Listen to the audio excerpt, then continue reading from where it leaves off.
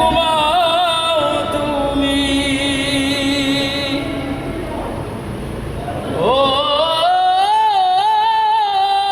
মানুষ কেমন করে ঘুমাও তুমি, ফজর করে কাজা। এমন তো হতে পারে তোমার জোহরে জানাজা।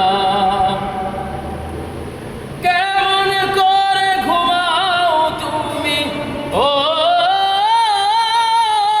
মানুষ কেমন করে ঘুমাও তুমি, ফজর করে কাজা। এমন তো হতে পারে তোমার জোহরে জানাজা।